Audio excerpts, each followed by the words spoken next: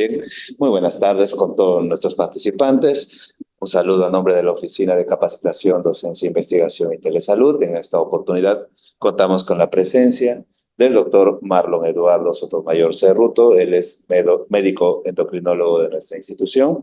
En esta ocasión, él va a brindar una telecapacitación denominada variabilidad glicémica como parámetro de control metabólico en diabetes mellitus tipo 2. Doctor, siempre puntuales nosotros, le voy a dar pase para que pueda participar con su exposición. Muchas gracias por estar con nosotros. Gracias. Ante todo, buenas tardes para todos. Vamos a comenzar esta telecapacitación.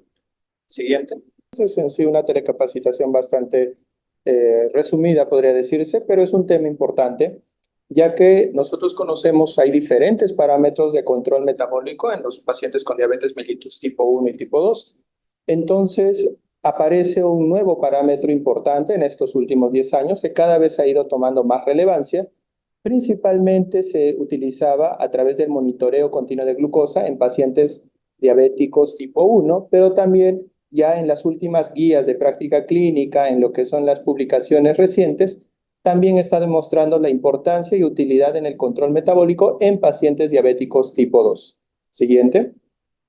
Muy bien, acá tenemos un panorama bastante amplio acerca de los parámetros metabólicos y también parámetros de la presión arterial que nosotros debemos tener en todo paciente con diabetes mellitus. Estos son los objetivos o metas de control que tiene que lograr el paciente durante la consulta y con diferentes tipos de tratamiento. Entonces ahí vemos desde lo que es la glicemia capilar, tanto preprandial, postprandial, las metas que ya las conocemos, la glicada en menor a 7%, control de la presión arterial, el perfil lipídico también importante, y la presencia o no de albuminuria que ya nos va indicando complicaciones renales. Entonces, esto es lo clásico, esto es lo que nosotros manejamos generalmente en lo que es el hospital y en la consulta médica, pero no es suficiente muchas veces para lograr el control adecuado en nuestros pacientes diabéticos. Siguiente. Entonces, tenemos primero en este gráfico, donde ya se ha demostrado desde uno de los primeros estudios acerca de los objetivos de control glicémico y la hemoglobina glicada, donde nuestro paciente con diabetes mellitus tenía una glicada mayor del 7%, aparecían las complicaciones micro y macrovasculares. Siguiente. Siguiente. Ahí pueden ver en el gráfico donde en esa parte, en el recuadro rojo, vemos que ya desde 7 en adelante es donde aparecen estas complicaciones. Entonces, lo que se busca en base a nuestro tratamiento y como dice en el otro gráfico, modificación en el estilo de vida y educación en el paciente, es evitar que el paciente desarrolle estas complicaciones. ¿Cuáles son nuestros objetivos o procedimientos que tenemos que hacer? Lo que es el control glicémico, el control de la presión arterial, el manejo de lo que es si es que el paciente tiene alguna dislipidemia y lo que es la identificación, la prevención y manejo de las complicaciones cardiovasculares y renales que pueda tener nuestro paciente. Entonces, eso lo tenemos que lograr a través de un adecuado control glicémico y principalmente monitorizando la hemoglobina glicada. Siguiente. Siguiente. También este gráfico es nos va a permitir poder determinar en base a porcentajes qué es lo que pasa cuando nosotros logramos una adecuada reducción de la hemoglobina glicada. Con solo reducir en 1% la hemoglobina glicada, nosotros podemos disminuir de forma importante cada una de las complicaciones que puede tener nuestro paciente. En un 37% lo que son las complicaciones microvasculares, hasta un 12% lo que es la disminución de los eventos cerebrovasculares. Entonces ahí ya vemos en contexto todo lo que nosotros tenemos que realizar para disminuir la hemoglobina glicosilada. Siguiente.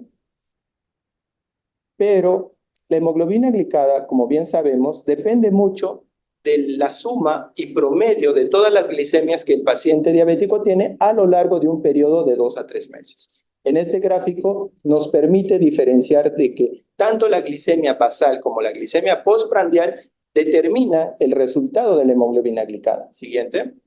Entonces podríamos decir que es la suma de ambas glicemias. Entonces, dentro de nuestra intervención en el manejo del paciente diabético, nosotros tenemos que monitorizar ambas glicemias, no solamente la glicemia basal, porque muchas veces el paciente puede tener una glicemia basal en un rango adecuado de 80 a 130 miligramos decilitro, pero puede ser que las glicemias postprandial, dependiendo del tipo de dieta que pueda tener el paciente, pueden estar por encima de 180 miligramos. Siguiente.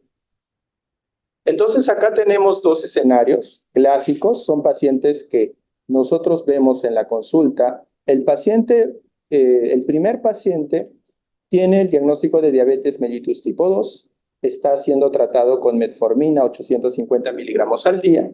Cuando viene a la consulta se le realiza un control de glicemia capilar que está en 120 miligramos, pero nos llama la atención de que la hemoglobina glicada está en 9%. Entonces, ahí vemos que no hay una relación directa entre el nivel de glicemia que tiene el paciente en ese momento con la hemoglobina glicada. Entonces, en ese caso, probablemente el paciente, si es que no ha llevado un automonitoreo domiciliario o en su centro de salud, puede ser que haya variaciones importantes de la glicemia capilar. El segundo escenario, en el paciente 2, vemos que también es un paciente con diabetes tipo 2. Este paciente ya está en tratamiento con insulina NPH 2010. Tiene una glicemia basal un poco menor, que está en 72 miligramos, pero vemos que la glicada está mucho más elevada que el primer paciente, está en 11%. ¿Qué significa? Que también hay una gran variación en las glicemias que puede haber tenido este paciente en los últimos 3 meses de control. Muchos pacientes consideran que solamente cuando vienen a la consulta se les monitoriza la glicemia y de acuerdo a eso el médico les dice si está bien controlado o no. El problema radica es que lamentablemente no hay un control o un automonitoreo por parte del paciente. Y ya se ha demostrado que cuando tenemos estas situaciones se deben a que hay un incremento de la variabilidad glicémica en el paciente. Significa que ya es un nuevo parámetro de control que nosotros tenemos que tratar de identificar. Hay diferentes métodos que se han desarrollado para poder identificar la variabilidad glicémica del paciente. Un método bastante práctico es que el paciente se realice el automonitoreo de la glucosa capilar en su casa. Se le puede elaborar ciertos parámetros y horarios en los cuales el paciente pueda controlarse la glucosa.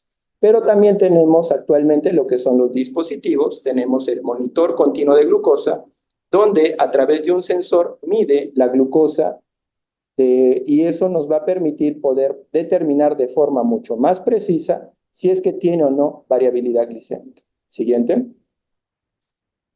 Acá vamos a ver un gráfico donde en el gráfico, bueno, si pudieran un poco retirar la parte de las imágenes, vemos un gráfico donde se describe adecuadamente cuando nosotros tenemos un incremento de la variabilidad glicémica. La franja verde son los rangos objetivos que nosotros buscamos en nuestro paciente, también denominado tiempo tiempo en rango.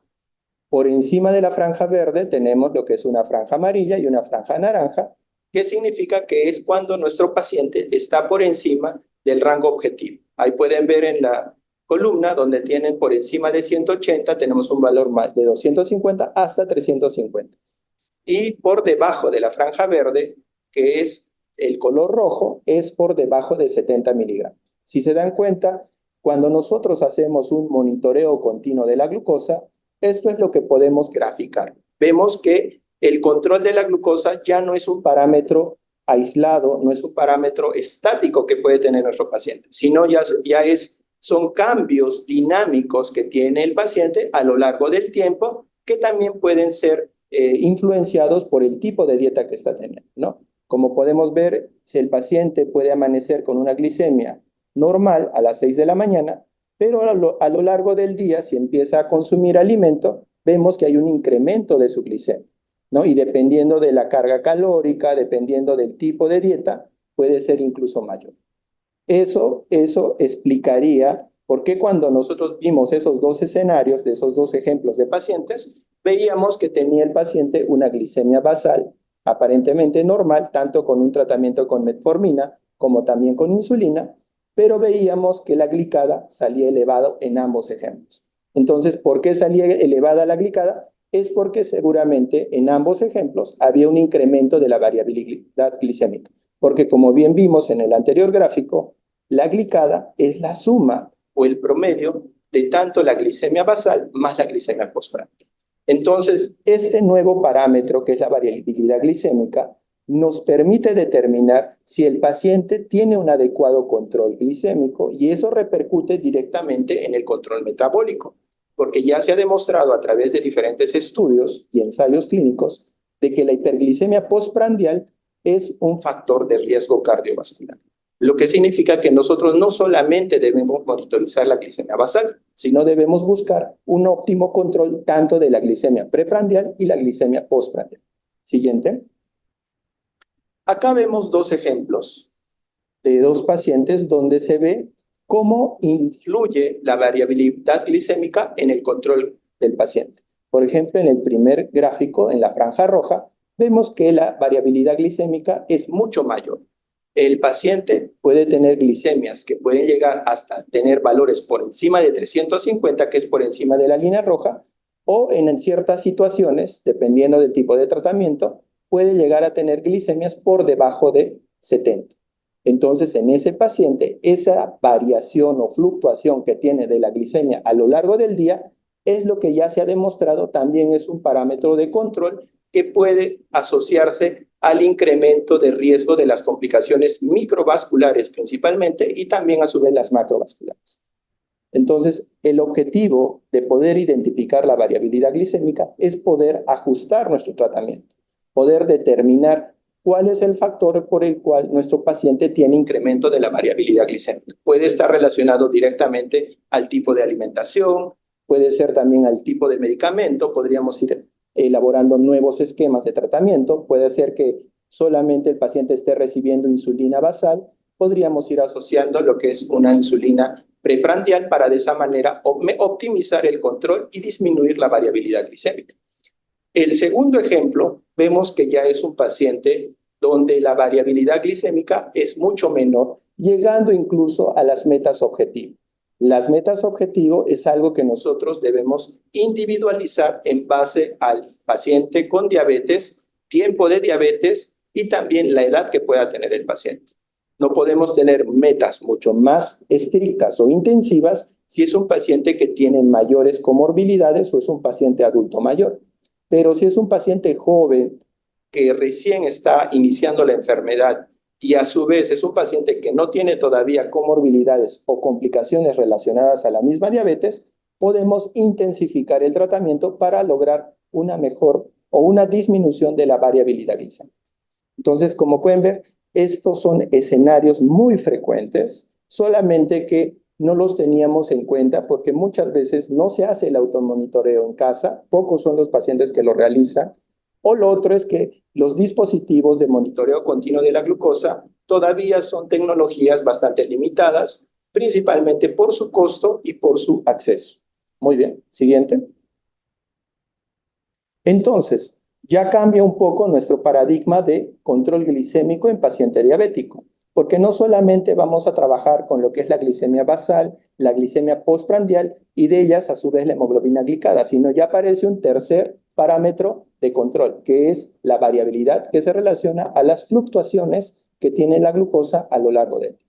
Entonces, es un nuevo elemento que ya se ha ido tomando en cuenta, ya las guías ADA, que son las guías de referencia para lo que es el manejo de diabetes mellitus, ya tiene, digamos, suficiente evidencia como para poder recomendarlo dentro del manejo que debe tener el paciente diabético.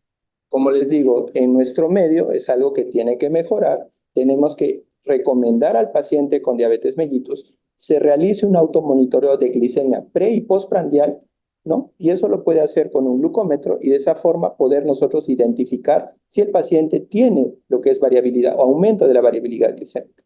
Y ya si hay la posibilidad, algunos pacientes poder tener lo que es un monitoreo continuo de glucosa. Siguiente. Entonces, ya cambia totalmente lo que es el modelo de control metabólico. No solamente tenemos este tipo de gráfico, que son los clásicos y los que actualmente también se recomiendan, sino ya tenemos un nuevo parámetro de control. La siguiente. Siguiente. Esto es lo que recomienda las guías ADA en relación al monitoreo continuo de glucosa. Esto solamente se puede hacer con el monitoreo continuo porque dentro de lo que es la calibración, las indicaciones y la programación que nosotros realizamos, trabajamos en base a porcentajes. Y eso lo puede dar en base a un informe a través del monitor continuo de glucosa. Los monitores continuos de glucosa se pueden utilizar hasta un periodo de 14 días. Más allá de ello, tenemos que hacer el cambio del sensor.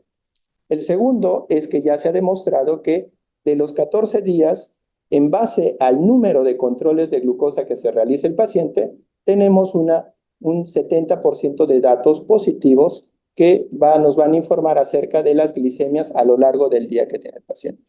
Y luego tenemos ya lo que es el parámetro de control de la variabilidad glicémica, en base al promedio de todas las glucosas que pueda tener el paciente, para poder nosotros decir a nuestro paciente que está adecuadamente controlado en base a la variabilidad glicémica, tenemos que buscar una meta que sea menor al 36% su variabilidad glicémica.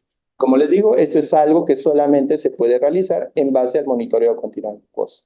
Y luego ya tenemos otro tipo de parámetros que también son recomendaciones. Por ejemplo, tenemos, como han visto en el gráfico anterior, o sea, cuando hablamos de variabilidad, se significa que es la suma o los cambios o fluctuaciones que tiene la glucosa a lo largo del día. Siempre ahí trabajamos en base a tiempo en rango objetivo. Significa que es la meta que nosotros nos planteamos a lo largo del periodo de tiempo con el monitoreo continuo de glucosa.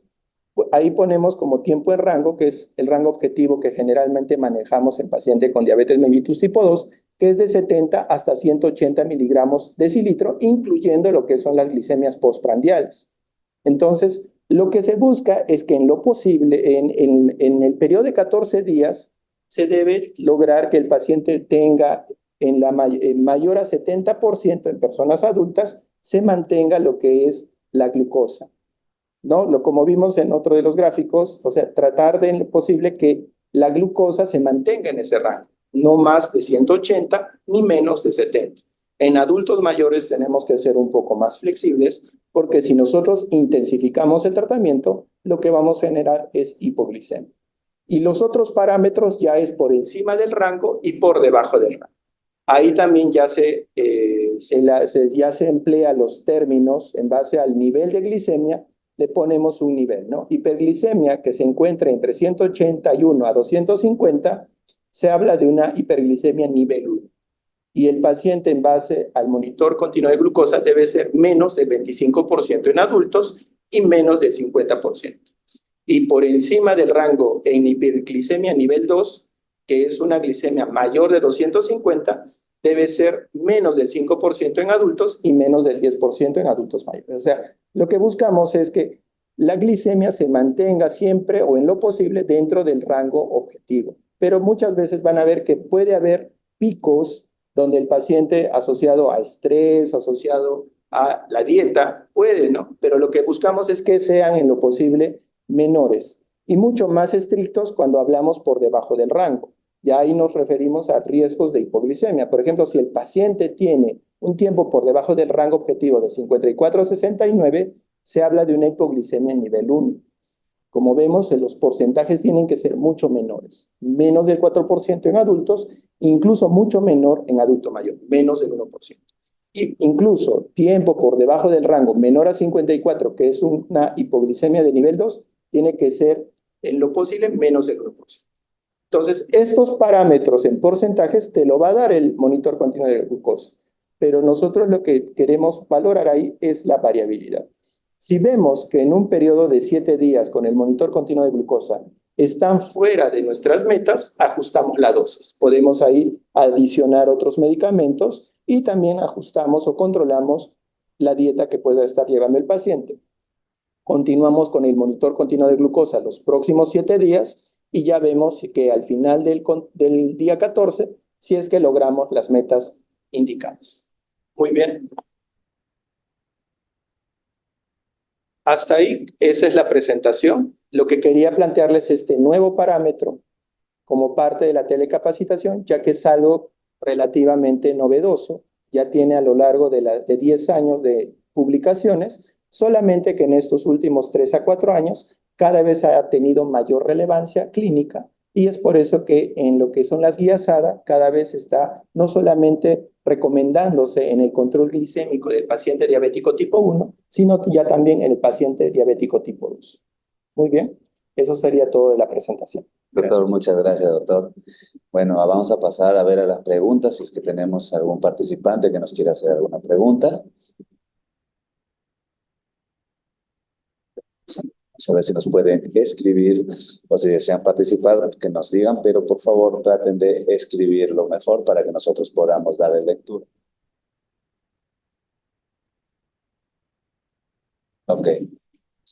No tenemos ningún participante, doctor, por el momento. Yo le agradezco bastante su participación. Hemos tenido 36 participantes. Ya le vamos a continuar invitando para otros temas adicionales. Y bueno, muchas gracias por su tiempo. Gracias. Hasta otra oportunidad. Y con los participantes, hasta otra oportunidad. Muchas gracias por su presencia.